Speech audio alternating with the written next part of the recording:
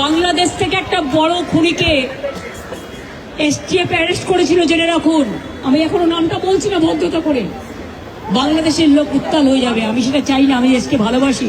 ভারতের পশ্চিমবঙ্গের সাবেক মুখ্যমন্ত্রী ও তৃণমূল কংগ্রেসের প্রধান মমতা বন্দ্যোপাধ্যায় দাবি করেছেন, বাংলাদেশের একটি হত্যা মামলার আসামি ভারতের মেঘালয় দিয়ে পশ্চিমবঙ্গে প্রবেশের পর পুলিশ তাকে গ্রেপ্তার করে। ভারতের স্বরাষ্ট্রমন্ত্রী দেশের স্বার্থে এ বিষয়ে মমতার নেতৃত্বাধীন তৎকালীন পশ্চিমবঙ্গ সরকারকে মুখ খুলতে নিষেধ করেন।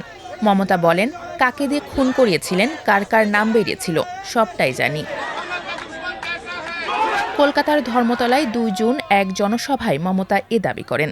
গত এপ্রিলে অনুষ্ঠিত পশ্চিমবঙ্গ বিধানসভা নির্বাচনে বিজেপির কাছে হেরে রাজ্যে মমতার টানা ১৫ বছরের শাসনের অবসান ঘটে।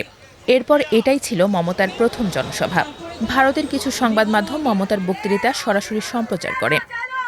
বাংলাদেশ থেকে একটা বড় খুনিকে এসটিএফ অ্যারেস্ট করেছিল, জেনে রাখুন। যা নিয়ে বাংলাদেশে অনেক রেভুলেশন হয়েছিল। অন্য দেশের কথা আমি বলছি না, আমার বলার অধিকার নেই, কিন্তু আমি যেটা বলছি পয়েন্টটা। তারপরে তারা মেঘালয় দিয়ে বাংলায় চলে আসে। বাংলায় যখন চলে আসে তখন আমাদের এসটিএফ তাকে ধরে, এটা তাদের ক্রেডিট।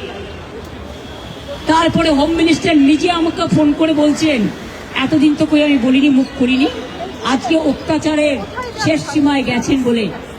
কারণ এটা জানে, আমি এখনো নামটা বলছি না, ভদ্রতা করে। বাংলাদেশের লোক উত্তাল হয়ে যাবে, আমি সেটা চাই না। আমি দেশকে ভালোবাসি। এই সময় মঞ্চের সামনে দাঁড়িয়ে থাকা তৃণমূল কংগ্রেসের সদস্য সমর্থকেরা চিৎকার করতে শুরু করেন। তারা বলেন, নামটি বলে দিন। তবে মমতা জানান, তিনি দেশের স্বার্থে নাম বলবেন না। आप थोड़ा आपको बंगाल पुलिस को बोल दो, ये बात बाहर में नहीं कहने के लिए,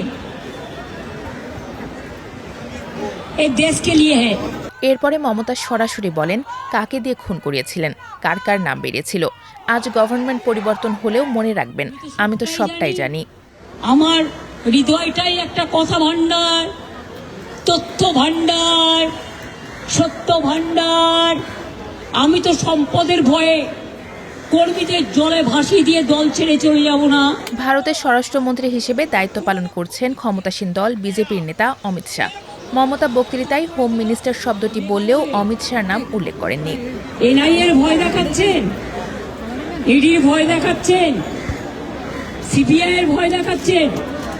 এই সিআইডি তো আমার আমলেও ছিল, তখন তো সিআইডি এইভাবে এফেক্টিভলি কাজ করতো না, অন্যায় এসটিএফও করতো না।